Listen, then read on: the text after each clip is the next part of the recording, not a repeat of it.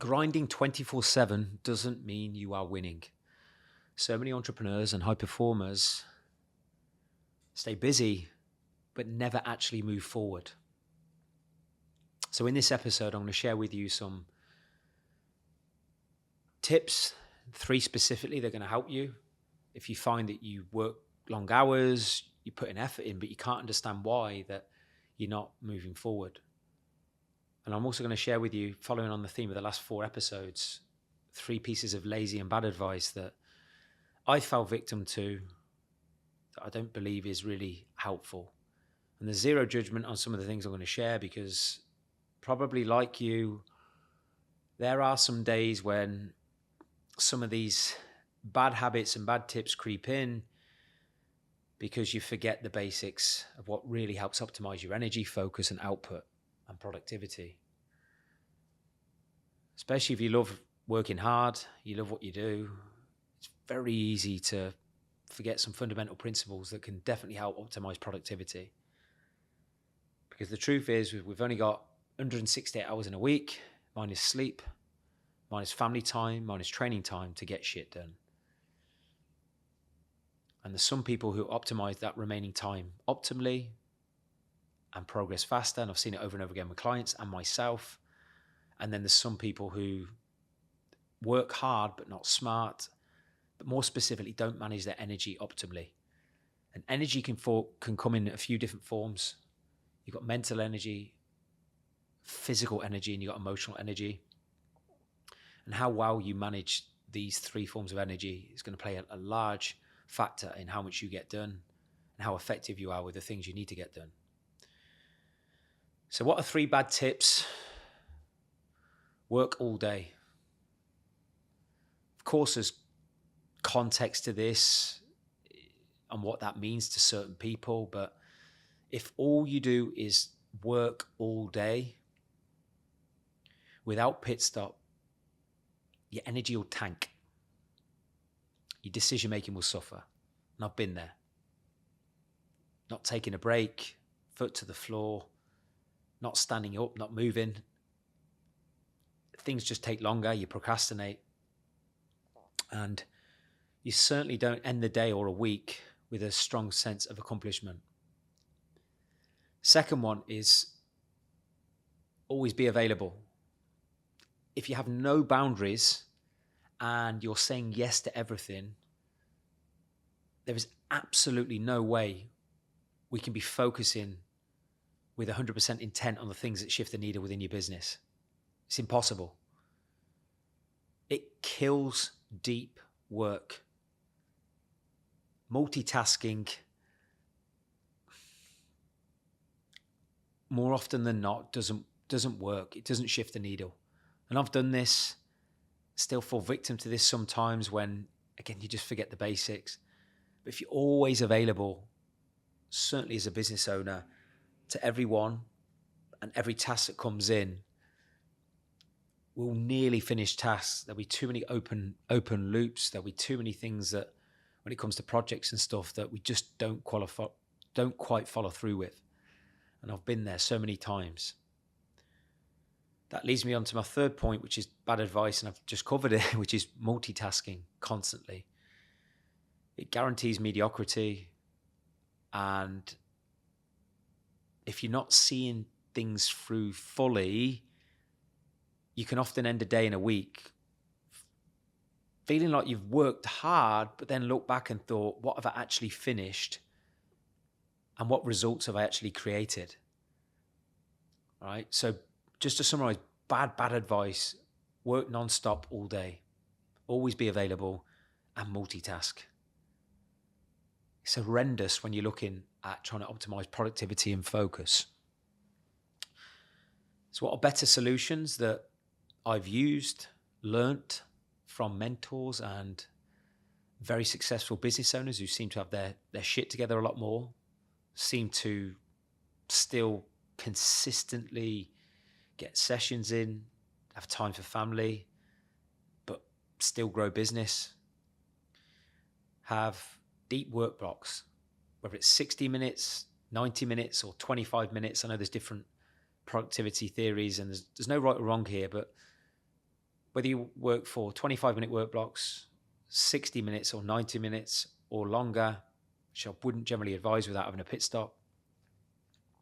If you can focus on dedicated deep work block sprints without distraction, you'll get more done in less time.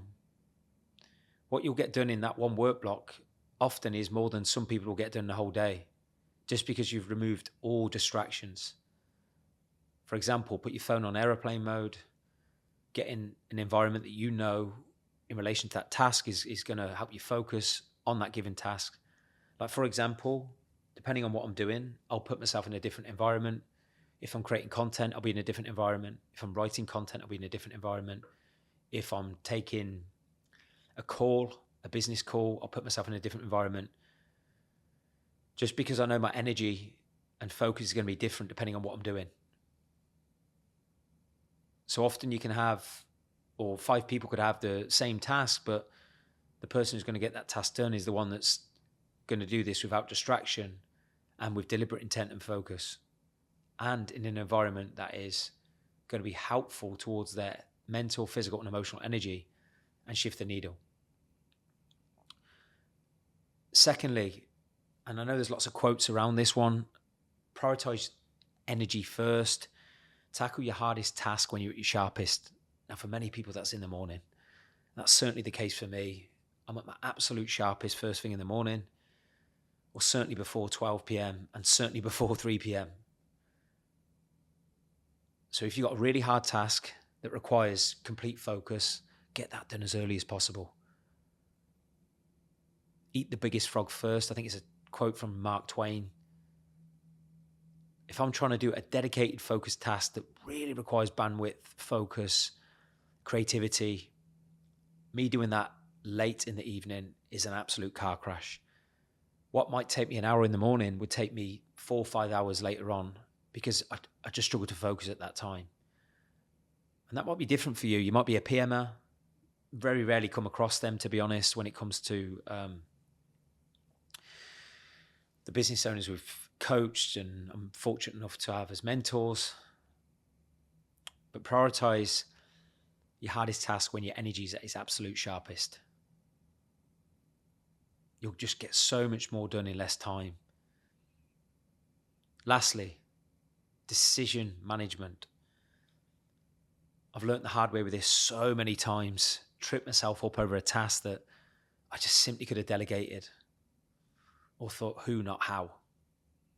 Automate, delegate, and eliminate unnecessary tasks and things that are not high value activity, aren't your biggest superpower, and certainly within your business aren't the thing that's going to give you a bigger return on investment of time and maybe shift the needle within your business.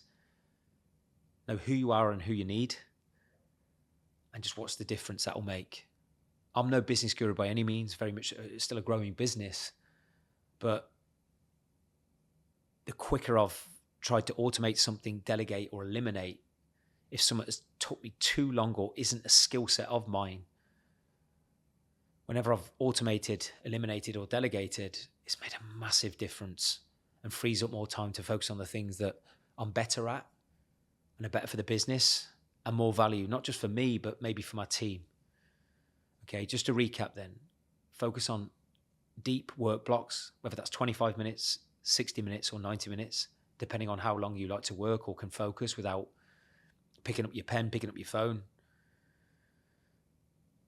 Secondly, tackle your hardest task when you're at your absolute sharpest and most energized. Thirdly, manage your decisions sharper. Eliminate, delegate, automate, and watch the difference that makes. Every single week, I will self-evaluate me, my team, my stats, my KPIs, whether or not we're on track for certain goals across every single area of the business. And I'll evaluate me, my performance management, my personal management of me with my training, my mindset, my discipline, my routines. And I'm far from perfect, I'll tell you that straight. But one thing I always do at the end of the week is think, what is one thing that I can delegate that will free me up of more time and be more valuable to not only the business I'm trying to build, but the life I'm trying to build as well. and the way I want my weekly routine to look for me and for the benefit of my business and the people around me. So hopefully there's some value in that today. I love these types of conversations. Very blessed to have some very smart people inside Built to Last and mentors I can lean on. So these haven't come from just me. They've come through people that I've been fortunate enough to lean on, and also things that I've practiced and I know that work. So I'd love to know your biggest takeaway. Also, if there's anything you feel that I could learn from, I'd love to learn them too from you. So I'd love to connect if you're a fellow business owner and you love optimizing routine and high level tactics and high performance things that can shift the needle in your business and that work for you. And as always, please like, share, subscribe the podcast, and I'll see you next time.